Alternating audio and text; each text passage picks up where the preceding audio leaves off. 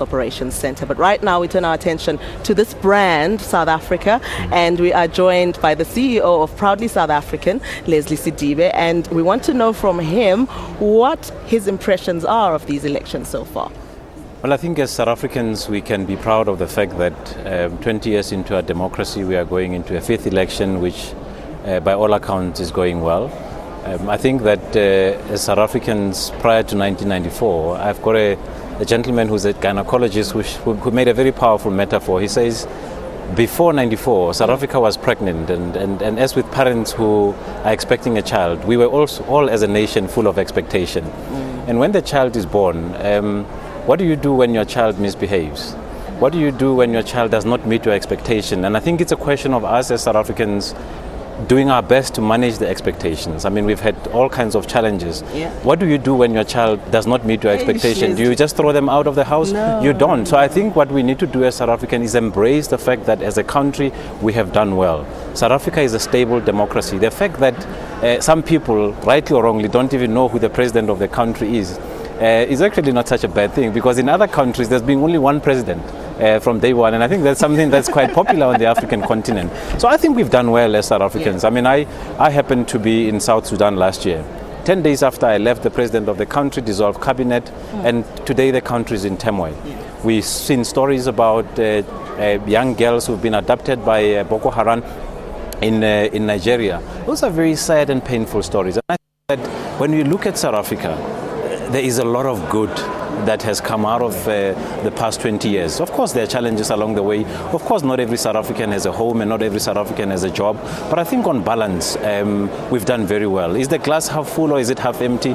My submission is that the glass is half full. I would hope so, because you are selling this country to the rest of the world. But just getting back to the elections now, are you at all concerned, though, with the kinds of news that's been coming through about voter turnout being weak, about some of the violence and protest action and all of those kind of things? It's a theater of democracy. I mean, people are allowed to express their views.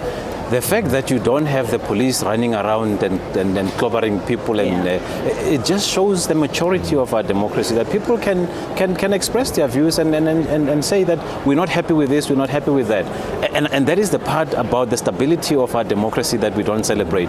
I'm very happy with the quality of work that's been done by the IEC. I think we've got one of the best electoral commissions in the world, and I think it's something that as South Africans we really need to celebrate. I mean, when you come to this center here, everything it runs like clockwork, and I mean this operation is one of the world-class infrastructures that you'll ever come across. You've got a great public broadcaster like the SABC. I mean, you've literally dominating the space, and I think we've done exactly well. The fact that the signal is able to go out, that in itself says there's a lot of good, and there are a lot of committed people who are behind the scenes to bring this coverage live, so that South Africans can, at the end of the day, make a decision for themselves based on the coverage of the election. And I think big ups to the SABC, you've done an amazing job.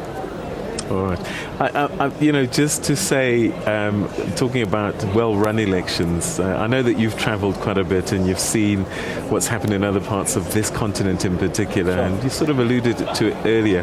How do we compare? Because some of the stories that are coming through about today's elections, when I compare with some of the stories we've covered, if that's all we have to worry about, we've done really well, haven't we? We've done amazingly well. I mean, we have the National Police Commissioner who's going to come up and talk about some of the cases that are handled by the police.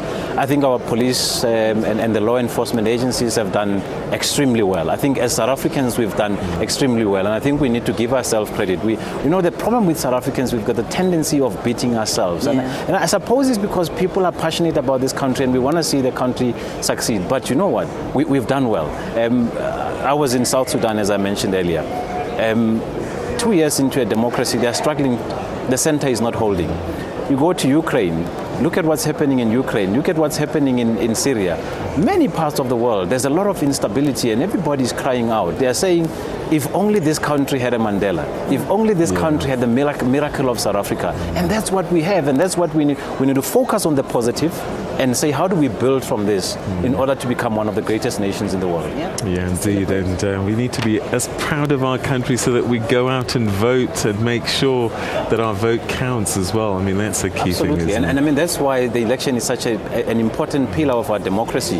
If you don't like the way the country is managed, you've got an opportunity to vote the people that you believe will run the country better. In fact, somebody said I'm quite earlier, satisfied Lesley, that we have a stable country, and I think that's what we need to vote South Africa that is stable, and I think that's what we have.